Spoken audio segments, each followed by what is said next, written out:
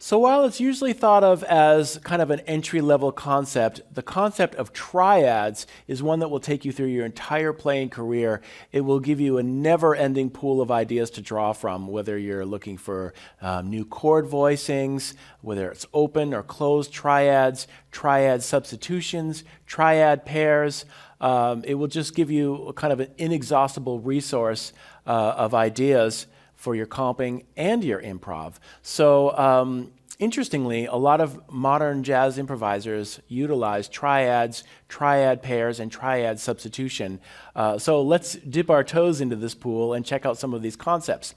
So the basic concept that I want to look at is I'm sure you're aware that every chord is essentially a triad, and then we build notes on top of that. We take a 1, 3, 5, the essential triad, and then we add a seventh, and then if we continue, we can add extensions of a 9, 11, and 13. So it's just basically that concept, but it's being aware of what the upper structure of a chord is. And so what I mean by that is if you just take a triad and expand it. So for example, here's A major, and if we play an A major 7 and then just leave the A out, now we have, so while this is the 3rd, the 5th, and the 7th of the chord, it's also a triad. It's a C sharp minor triad. So we can actually call that the upper structure. So to start with, we can take a look at a basic chord and then look at the triad that happens on the 3rd and consider that to be an upper structure triad. And that's a great way to kind of get into some different sounds. We could take that a step further and start the triad on the 5, and over A major, we've got E, G sharp, which is the 7th of A, but the 3rd of E, right, if we're thinking of an E triad. And then the next chord tone there would be a B. That's the 9th of A, and it's the 5th of an E major triad. So now we have 2 triads that we can use that we can consider to be upper structure triads of A major. We've got C sharp minor, which is built on the 3rd of the A major chord, and we have E major, which is built on the 5th of the chord. And a nice little tip that I think that helps me remember anyway, and I think will help you remember, is that if we're starting with a major chord, in this case A major 7, the upper structures always flip in sound quality. So the one on the 3rd is a minor triad, and then the one on the 5th flips back to a major triad. And you'll see in just a second that the same holds true when we're doing minor. If we have minor 7, now that first triad is a major triad on the flat 3rd. But let's get back to that in just a second. So going back to A major, we can play ideas on C sharp minor,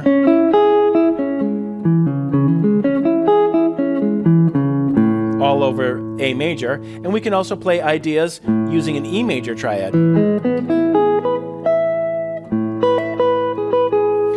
Those 2 triads, alone will give you a wonderfully different sound, because what happens is a lot of times if we're thinking A major on top of an A major chord, we tend to default to the root. We'll tend to start a phrase on an A, or we'll end a phrase on an A, the root, and it doesn't sound as interesting or as colorful as if we're superimposing another sound on top of that. So if we're thinking in our minds E major, even though we're playing over an A major, it's going to sound different because we'll target the we'll target the E, which is the 5th of A.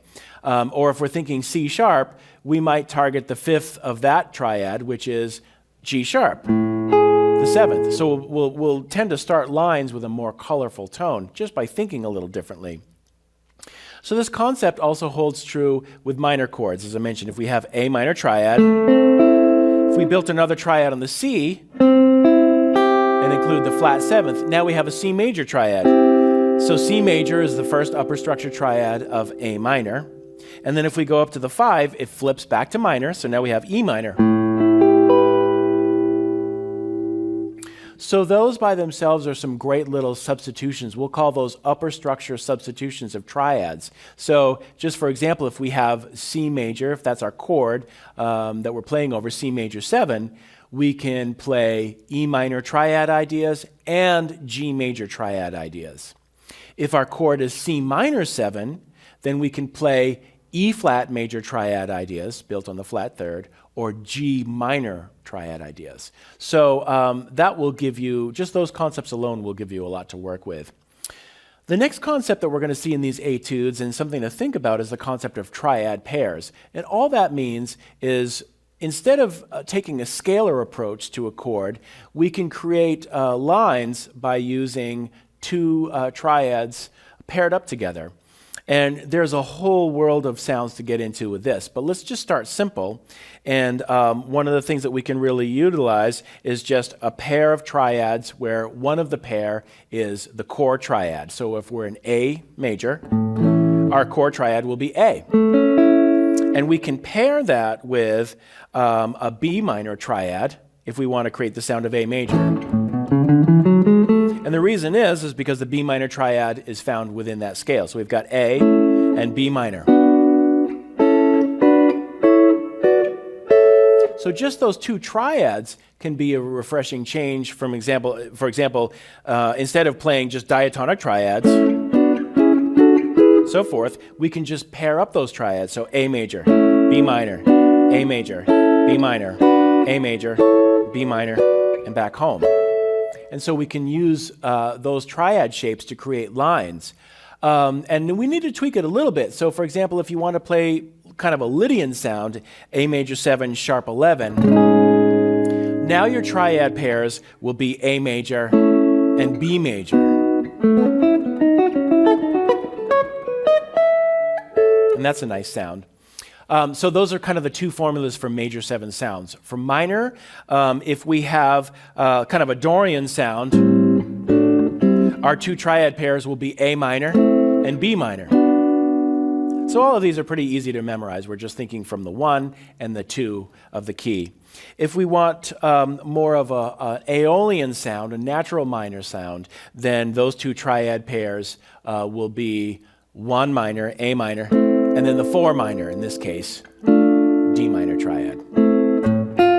Because the D minor triad has an F, which is the flat 6 of the Aeolian or natural minor scale.